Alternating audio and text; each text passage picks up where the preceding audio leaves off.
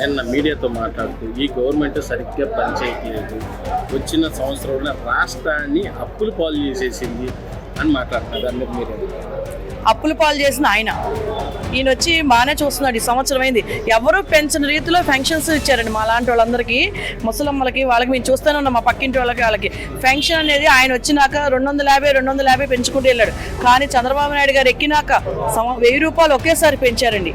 Next మళ్ళీ ఇప్పుడు gas బండ్లు, ఆడవాళ్ళకి మాకు ఎంతో భారమైన గ్యాస్ బండ్లు వచ్చేసరికి మాకు సంవత్సరానికి 3 బండ్లు ఫ్రీగా ఇస్తున్నారు. మరి అది ఎవరు ఇచ్చారండి? రేపొద్దున జూన్ 12 అని చెప్పి అనౌన్స్మెంట్ ఇచ్చారు. మా పిల్లలందరికీ అమ్మఒడి కింద తల్లి వందనం, ఇద్దరుంటే ఇద్దరు, ఆయన ఎలా అన్నాడు 2 బిడ్డలుంటే 2 అన్నాడు, కానీ ఒక్కడికే ఇచ్చాడు. ఇప్పుడు చంద్రబాబు నాయుడు గారు 2 ముగ్గురికి ఇస్తామని చెప్పి అనౌన్స్మెంట్ ఇచ్చారు.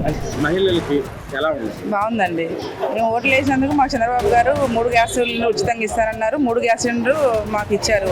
అలాగే పెన్షన్లు, ఫస్ట్ పెన్షన్లు ఇస్తానన్నారు. 3000 పెన్షన్ 4000 చేశారు. కంపల్సరీగా అది పొద్దున్నే ప్రతిరోజు ప్రతి నెల 1వ తారీఖు ఇంటికి వచ్చి అందరికి పెన్షన్స్ అందజేస్తున్నారు. కలుపుతోటి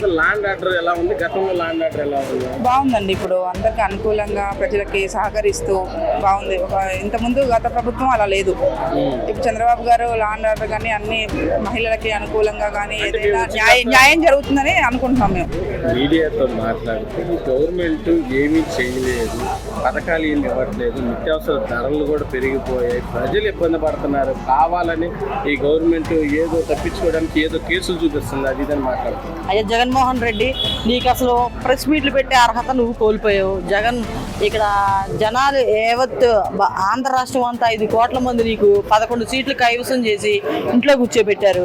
మళ్ళీ ఎలికిలాగా నువ్వు బయటకు వచ్చి చేసిందంతా నువ్వు పందికొక్కులు మాదిరిగా తిన్నది మీరు. గత 2019 నుంచి 2024 వరకు మీరే తింది మొత్తం. ఎవరికి తెలియదు మీ రాజకీయాలు. ఈయన చేసేది ఏముందంటే, గత ప్రభుత్వంలో మనం చూసామండి, మద్యం ఏర్లో పారింది, ఒక రేషన్ కార్డు రాలేదు, ఒక పెన్షన్ రాలేదు, ఒక పథకాలు అంటారా ఈ 100లో ఒక 50% వచ్చినాయి అంటే మేము అలా ఏదో ఇవ్వాలి కాబట్టి ఇస్తా ఉన్నారు.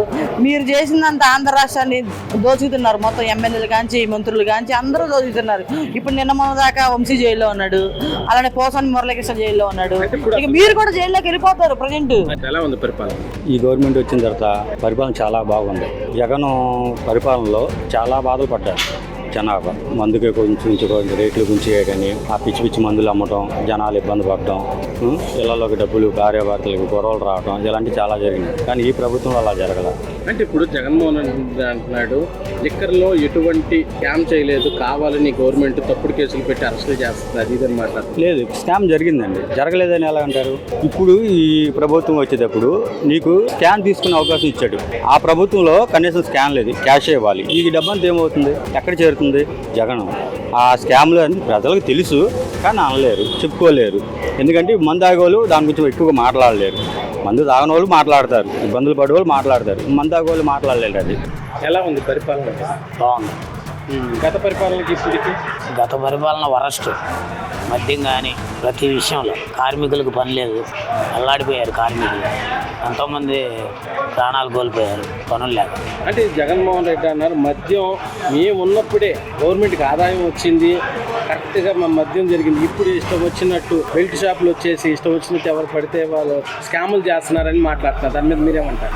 అలా 100 రూపాయల మందుని 200కి అమ్మాడు, 200లో 150 అలా అమ్మాడు. ఎవరు ఉన్నప్పుడు స్కామ్ రేసిందో ప్రజలకు తెలుసుగా, తెలిసే కానీ నిన్ను పంపింది. ఇంకేముంది, ప్రజలకు తెలుసు, ప్రజలు తెలియగలరు. ఏ టైంలో ఎవరికి ఓటేయాలో కూడా ప్రజలకు తెలుసు.